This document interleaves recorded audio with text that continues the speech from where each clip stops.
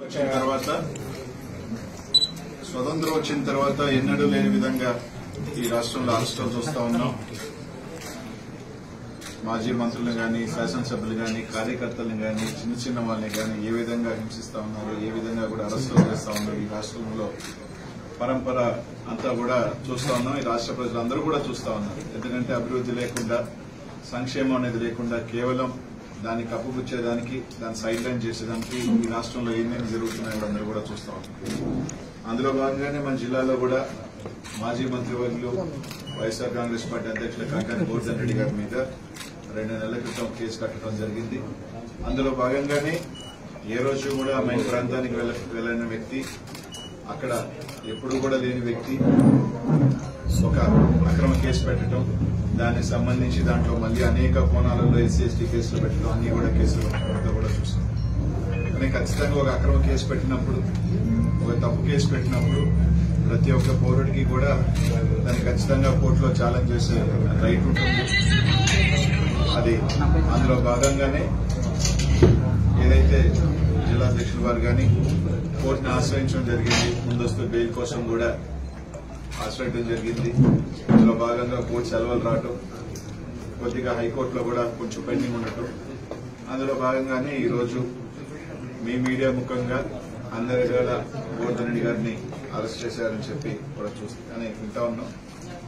అదే కొంత అధికారులు కూడా, ప్రెస్లో కూడా కొంత పోలీసు అధికారులతో మాట్లాడితే కూడా అరెస్ట్ చేశామని చెప్పి చెప్పడం కూడా జరుగుతుంది.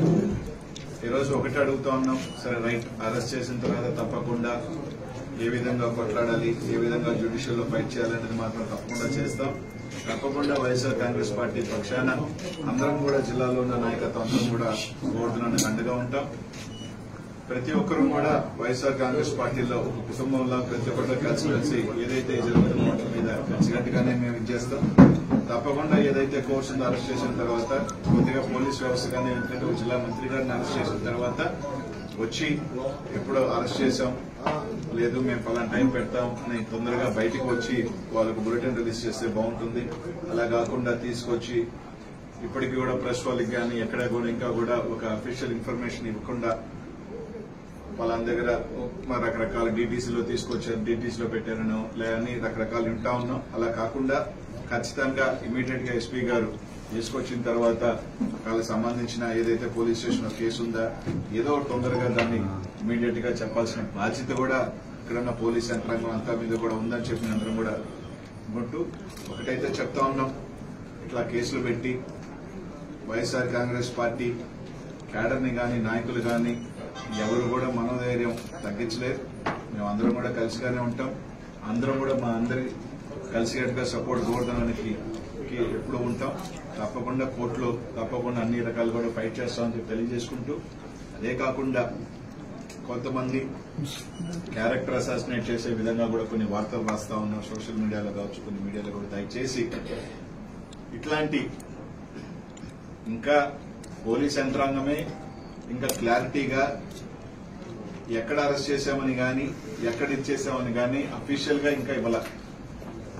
ఉచాయిగా మేము పత్రికా వాళ్ళు గాని, లేకపోతే ఉన్న సోర్సెస్ లో గాని ఫోన్ చేస్తేనో లేకపోతే అన్అఫీషియల్ గా చెప్పిన ఇన్ఫర్మేషన్ ఇక్కడికి వచ్చిందని మాకున్న ఇన్ఫర్మేషన్ తప్ప.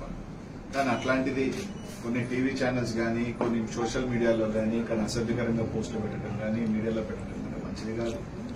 తప్పకుండా వాళ్ళు నిజంగా మీరు ఏదైతే కేసు పెట్టారో, అక్రమ కేసు పెట్టారు, సరే అరెస్ట్ చేశారు, చేసిన తర్వాత ఖచ్చితంగా దాన్ని కోర్టులో వెళ్ళిన తర్వాత లీగల్ యాక్ట్ ఏదో ఉందో ఆ విధంగా తప్పకుండా మేము అందరం కూడా ఫైట్ చేస్తాం. కానీ ఇట్లాంటి మంచి పద్ధతి కాదు.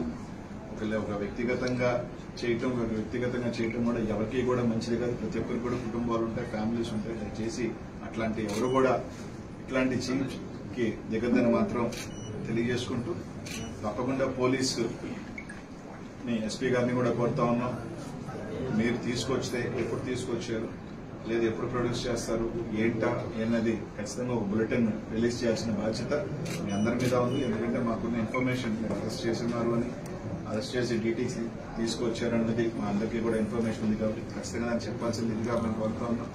తప్పకుండా రైట్, మీరు అరెస్ట్ చేశారు, తప్పకుండా దానికి సంబంధించి మేము అందరం కూడా లీగల్ యాక్షన్, లీగల్ గా దాన్ని ఖచ్చితంగా కూడా ఫైట్ చేస్తాం. తప్పకుండా ఒకటైతే గుర్తుపెట్టుకుని అందరూ కూడా చెప్తా ఉన్నాం, కేసుల వల్ల లేకపోతే పార్టీని డిమోరల్ చేస్తాము అంటే మాత్రం ఇదేమీ కాదు, ఇంకా కూడా రాటు తేలి